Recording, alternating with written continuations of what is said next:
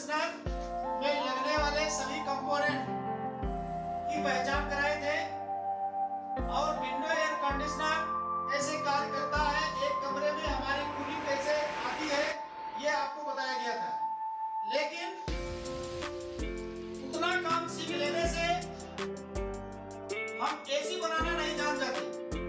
इसके लिए हम सबसे पहले आज आपको वायरिंग, विंडो एयर कंडीशनर की वायरिंग कैसे की जाती है, ये मैनुअल वायरिंग होगा। मैनुअल वायरिंग जब आप सबको समझ में आ जाएगा तो इसके बाद हम आपको रिमोट से एसी कैसे चलाया जाता है और रिमोट वाली एसी का कनेक्शन कैसे करते हैं उसका डायग्राम बना करके समझाएंगे। पहले हम किसी भी विंडो एयर कंडीशनर का मैनुअल कनेक्शन समझ ले, इसके बाद हम रिमोट वाले विंडो एयर कंडीशनर को भी जानेंगे।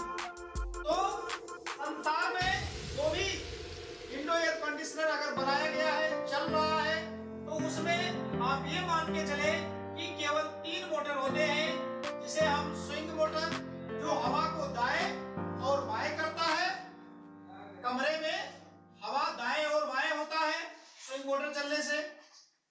मेन होता है आपका कंप्रेसर। कंप्रेसर के चलने से आपके कमरे में कूलिंग प्रारंभ होती है। फैन के चलने से जब कंप्रेसर आपका चलता है तो कूलिंग तो आ जाती है, लेकिन वो कूलिंग आपके कमरे में नहीं आती। कमरे में कूलिंग कब आती है? जब फैन मोटर आपका चलता है। अब इसके लिए आपको यह करना है कि फैन मोटर नहीं चल रहा है, कंप्रेसर नहीं चल रहा है या आपका स्विंग मोटर नहीं चल रहा, तो अलग अलग आप इन्हें कैसे जाने कि फैन मोटर नहीं चल रहा है तो इसकी जांच कैसे करें, कंप्रेसर नहीं चल रहा है कैसे जाने। लेकिन ये सब जानने से पहले आवश्यक क्या है, आप इसकी वायरिंग को जानिए। तो सबसे पहले आप इसकी वायरिंग पे प्रकाश डालिए। वायरिंग बहुत ही आसान है। देखिए, कोई भी उपकरण हो उसे न्यूट्रल और फेज से ही चलाते हैं। तो सबसे पहला काम हम उस उपकरण में न्यूट्रल कैसे देते हैं और फेज कैसे देते हैं, ये अगर मेरे समझ में आ जाए तो पूरे मशीन की वायरिंग आपको आ जाएगा।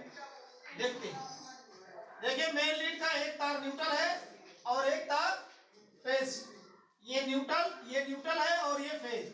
तो न्यूट्रल सप्लाई को हम कहाँ दिए हैं? वायर ज्वाइंट में दिए हैं, जहां से न्यूट्रल आपका निकल करके स्विंग मोटर में भी जाएगा, कंप्रेसर में भी आएगा और फैन मोटर में।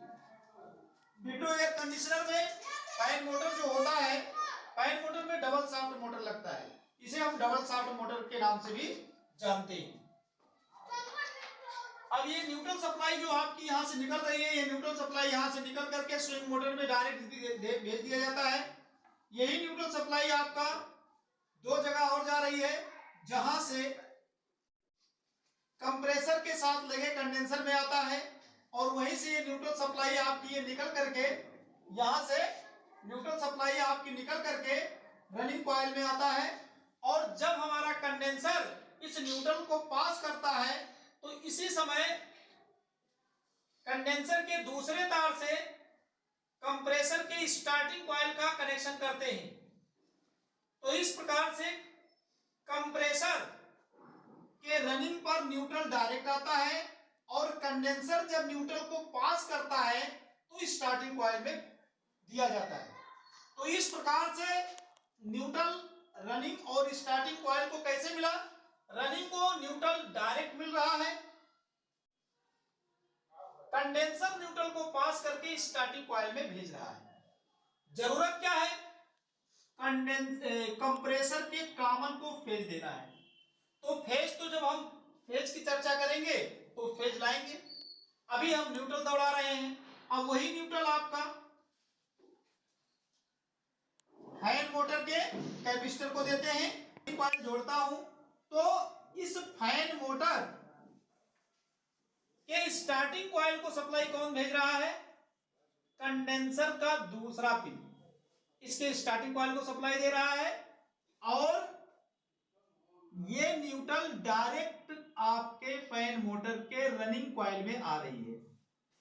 अब जरूरत क्या है, फैन मोटर का ये कॉमन है, ये रनिंग है, ये स्टार्टिंग है और ये कॉमन है।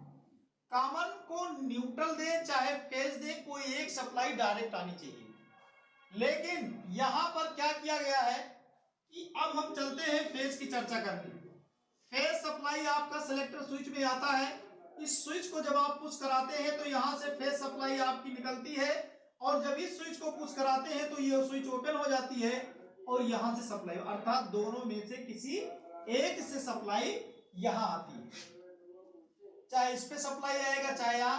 अब ये सप्लाई अगर कॉइल के कॉमन पर आ रहा है तो कॉइल के कॉमन पर जब ये सप्लाई आती है तो कॉइल के कॉमन पर अगर सप्लाई आ रही है तो मोटर मेरा डायरेक्ट चलेगा, फुल स्पीड में चलेगा। और यदि वही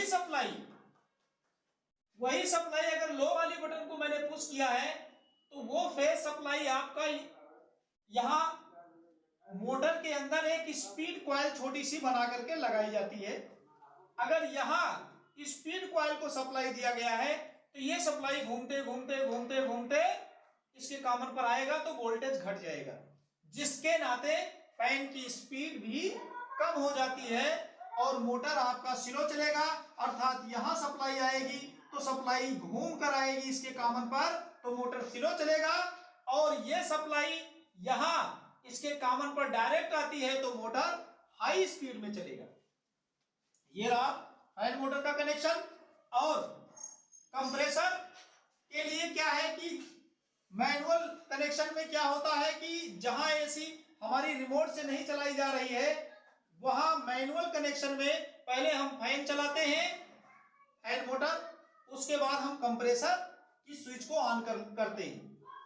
तो कंप्रेसर की स्विच को जब आप ऑन करते हैं तो सेलेक्टर स्विच, इसे या चैनल सेलेक्टर के नाम से जाना जाता है, ये स्विच जैसे आपकी ऑन होगी तो उस समय कंप्रेसर या फेज सप्लाई आपकी यहां से तो फेज निकलेगा ही, लेकिन उस समय इन दोनों में से कोई एक सप्लाई इसके साथ, जब ये कंप्रेसर की सप्लाई, जैसे आपने इस स्विच को ऑन किया तो उस समय चाहे ये या ये दोनों में से जो भी सेलेक्ट होगा वो सप्लाई आपकी तो लगातार निकलेगी ही, लेकिन कंप्रेसर की सप्लाई यहां से निकलकर थर्मोस्टेट में आएगा।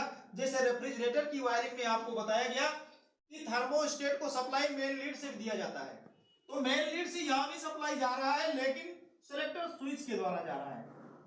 थर्मोस्टेट सप्लाई को पास कर रहा है, ओएलपी में आ रहा है, ओएलपी से सप्लाई निकल करके कंप्रेसर में, हाई टेम्परेचर का कंप्रेसर के अंदर ये इंटरनल होता है थर्मोस्टेट, ये सप्लाई आपकी निकल करके इसके कॉमन पर भेज दी जाती है। तो ये मुझे बाहर से दिखाई नहीं देगा, ये सप्लाई आप यहां तो इंटरनल में बना दिया हूं, लेकिन आपको ओएलपी का तार यहां जोड़ना है, इसके आंतरिक फंक्शन को आप नहीं देख पाएंगे, ये केवल समझने के लिए बनाया गया है। वैसे इसका कनेक्शन मेन रूप से यहां से होगा, यहां से जोड़ा जाएगा, क्योंकि ये बाइंडिंग के अंदर होता है थर्मोस्टेट, ये बाहर से दिखाई नहीं देता।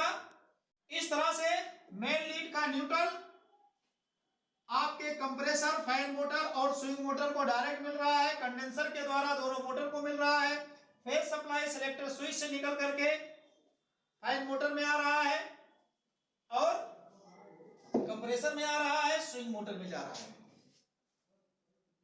तो इस तरह से हम इसकी वायरिंग कंप्लीट करते हैं और इसमें कुछ परिवर्तन करके आपको इसके आगे का डायग्राम मिलेगा जो दूसरे दिन बताया जाएगा।